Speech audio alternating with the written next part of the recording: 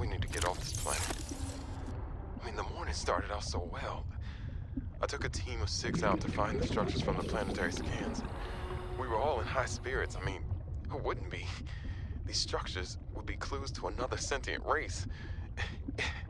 It was highly unlikely that another colony would be out this far. We were gonna be in the frickin' history books.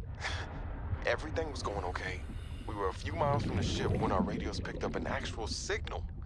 It sounded like an SOS. We got overly excited naturally and decided to enter the water to follow it. That decision cost 3 lives. I mean, half my team, they got ripped to shreds by something. They died screaming, alone in the cold, dark waters. I'm not going back in that godforsaken ocean again. I refuse. Some of the animals on this planet, they look sick too. Weird pustules on the skin, oddly sluggish. I think we should leave. But Diana said we should stay. She thinks the biopatent payoffs would be worth it, but those families will never see their loved ones again. They don't care about no payoffs. We can't return the bodies. I don't care about the accolades or the history books. I just want to see Layla and the kids. Man. I miss the smell of my wife's hair. The kids tackling me at the door again. That's all I want. To get out of here alive. Please.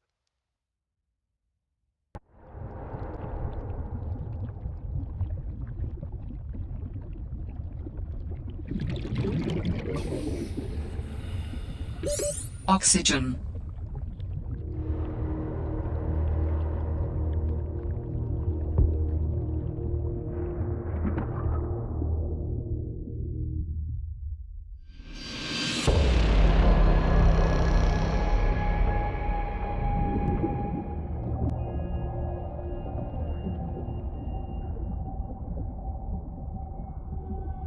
New creature discovered. Oxygen.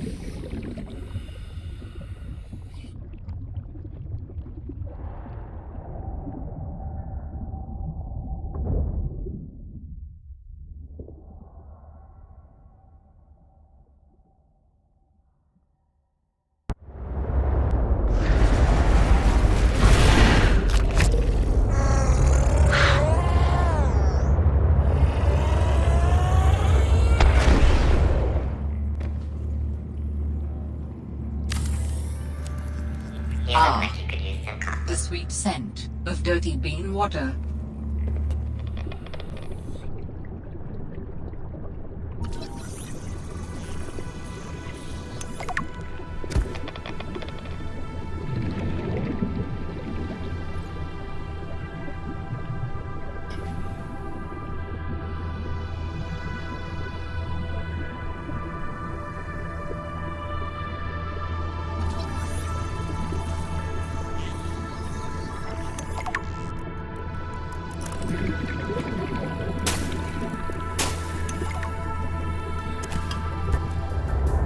This alien technology exhibits a data signature that strongly correlates with the previously recorded distress call. Interesting. I bet I can use this new data to identify where that call was coming from. Signal location uploaded to PDA.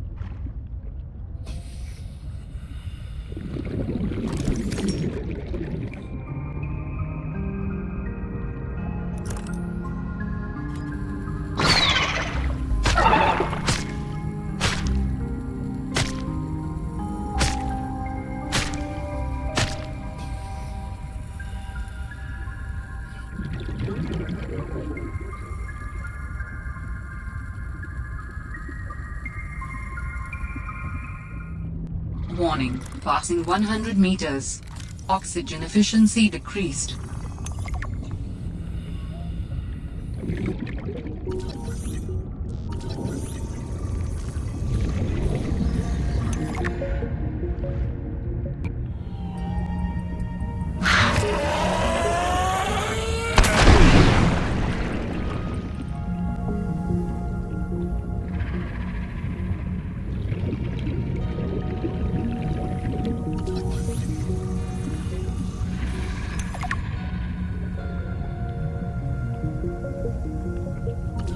New technology acquired.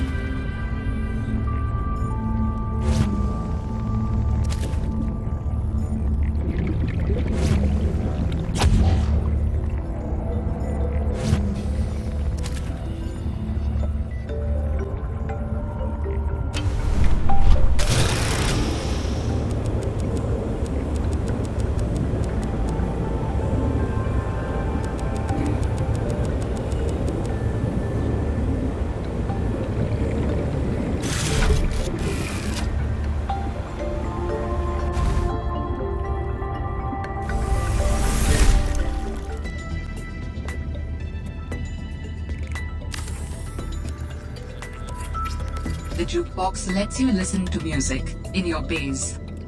No one said survival couldn't be funky.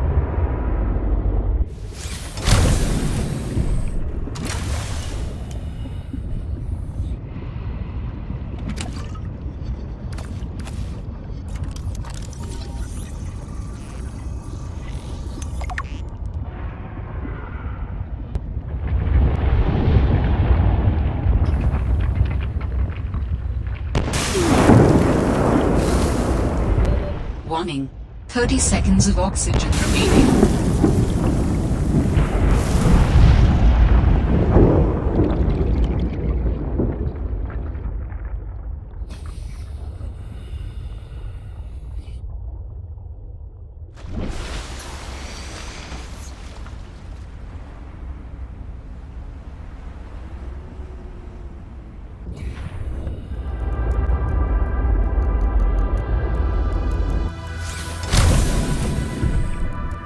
Warning, passing 100 meters. Oxygen efficiency decreased.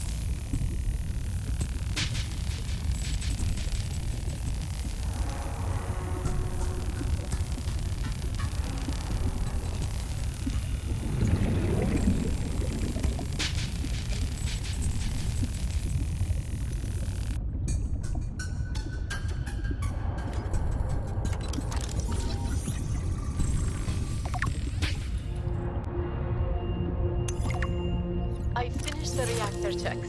We dumped a ton of runoff, and we don't need the rods melting down. Then I helped with the scavenging, chopped some veggies with the cooks, and tried to help Diana, but she sent me down to engineering with Stefanos.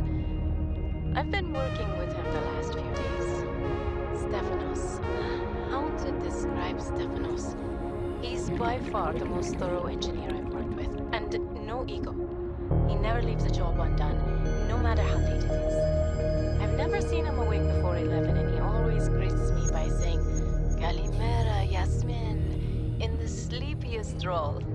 Not a morning person, that one.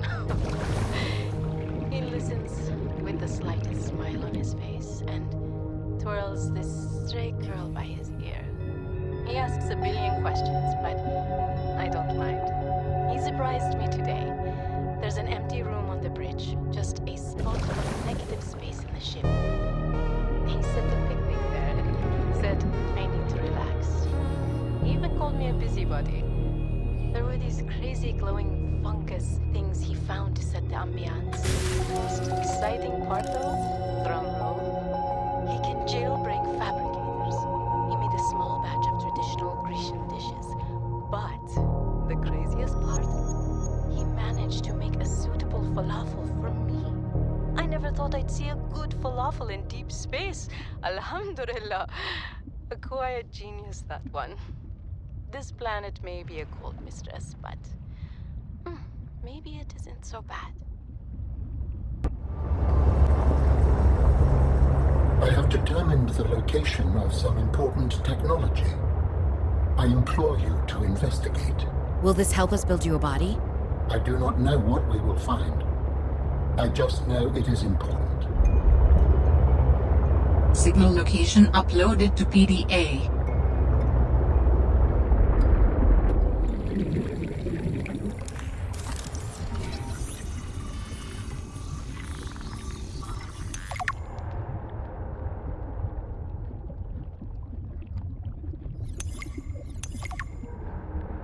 My instincts are never wrong. Stefanos has always been overly cautious. He hates taking risks, which I suppose is understandable when you're in the back end of the galaxy. But no risk, no reward. Elliot finds evidence of alien architecture on a completely uncharted planet, and he expects me to ignore that? Orion's belt, I would be an absolute fool. We've done some scans, and while there aren't a lot of mineral resources on this planet, there is decent biodiversity. Teams go out in the morning. There should be a significant specimen and sample haul for biopatenting, which will be split among the crew as part of the Discovery Clause. Let's see Stefanos and everyone else complain when they have a few more Sol Transgov credits in their uniform pockets. They'll learn to trust my instincts at some point.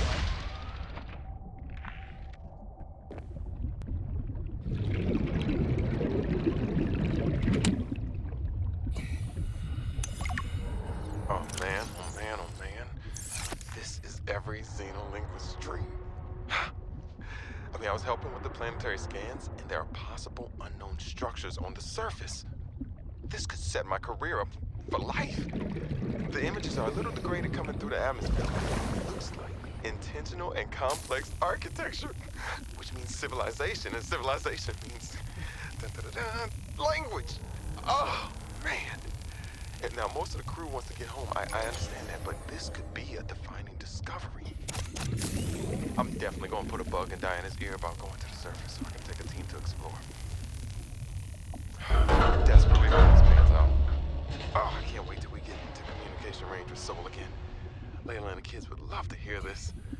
I mean, it's rough being away from them so long, but this might just make it worth it. I'll be able to give them so much more.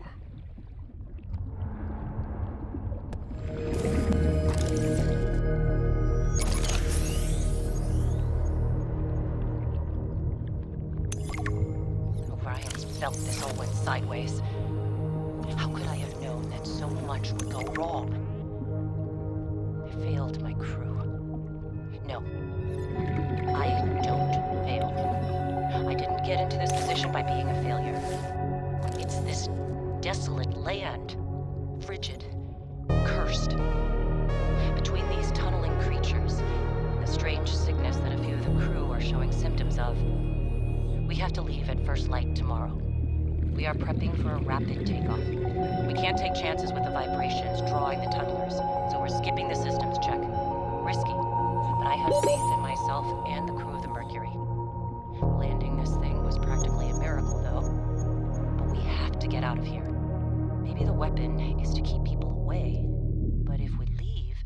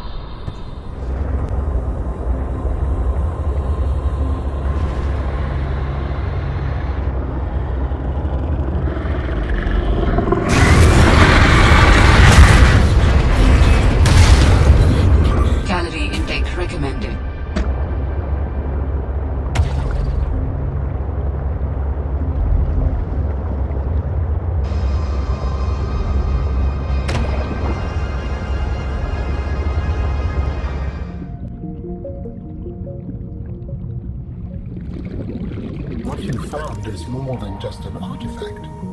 It will help me follow the traces my people left on this planet. I'm glad it could help. I know you would still prefer me to have a corporeal form of my own. Well, yes. If you continue searching, I may regain some of my connection to the network, piece by piece.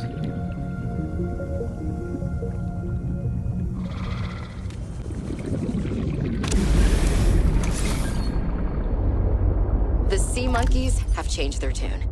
If only I could let them know what I need. Maybe they could bring me something useful next time. How do your people communicate if you are not networked? What do you mean? We just talk to each other. Do you not find that primitive? We exist as data. We are all aware of each other's thoughts and needs. Scientific endeavors are accomplished much more smoothly this way. There's more to life than research, Alan. I can't lie. Work would go faster if I could read my colleagues' minds, but thoughts are private, and people have their own inner lives. People change and need space to think. Space helps you think. I find that being separated from my network is very quiet. What do you mean by quiet? Imagine 1,000 strings, each playing its own range of notes, none louder than the others. Each one builds harmony, a continuous thrum in the background of existence. I am now a lone string in search of familiar harmonies. I'll help you find them.